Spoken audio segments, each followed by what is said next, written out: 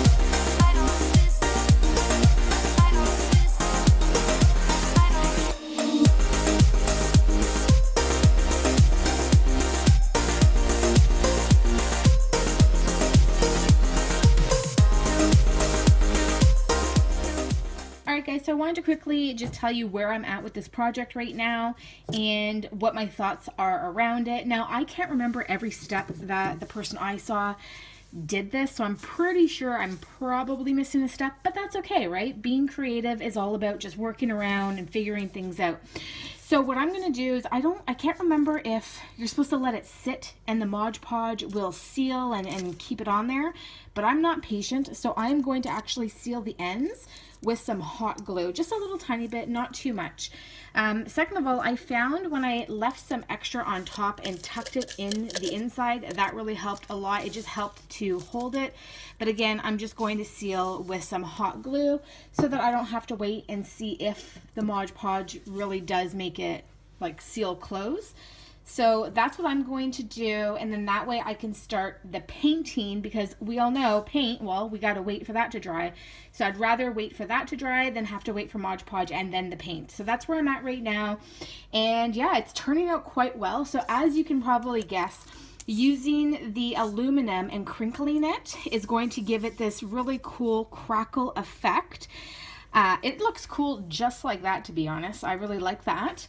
And I'm just hoping the paint works, because the project I saw was with chalk paint and I'm using acrylic, so I don't really know if it's gonna work, but we'll see.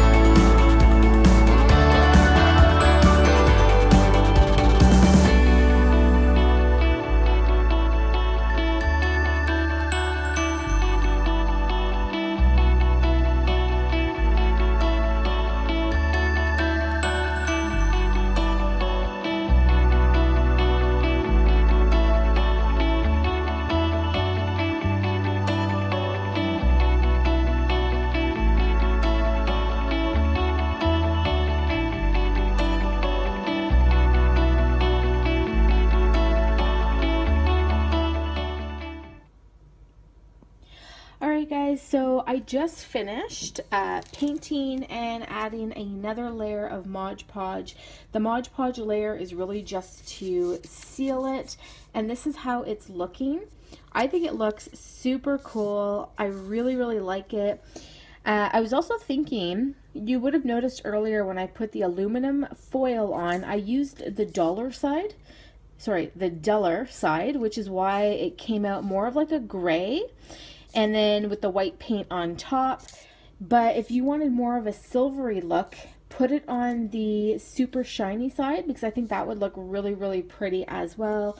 I was also thinking even putting another layer of paint, pink or purple or aqua, would look super pretty as well. But yeah, no, I'm really happy with how that turned out. Now I was thinking of putting an edge at the top. I was thinking I could use the nautical rope, but I'm not going to, because I'm going for more of a chic type look. But nautical rope would look nice, twine would look nice, but I'm going to use my rhinestones. This is the only part where you can kind of see the overlayer right there, so that'll be the back. But yeah, so I'm going to use maybe 1 or 2 layer of rhinestones, which you can get from the Dollar Tree. And yeah, so let's go ahead and do that.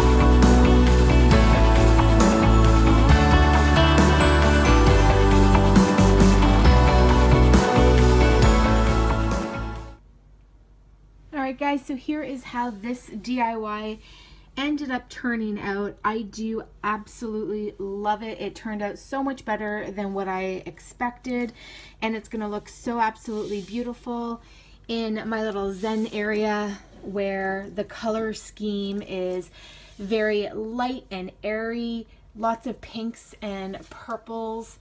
I just love this. First off, look at how gorgeous these flowers turned out. Super nice. And then here's a close-up of how these vases turned out. Really, really cool effect. I'm so happy I saw someone else do this type of effect with the aluminum foil. I'm sure it's probably been around for a long time, but I've never seen it before. And showing you guys how I worked with it hopefully will inspire some of you to go ahead and try this out as well. I'd be really excited to see how it turns out with the aluminum foil flipped the other way with the super shiny, and also how great this would look with another type of coated paint on top. So like a pink or an aqua would look so nice. And I love how the rhinestones worked out really, really nice. Super chic, gave it a nice edge. So I hope you guys enjoyed this DIY.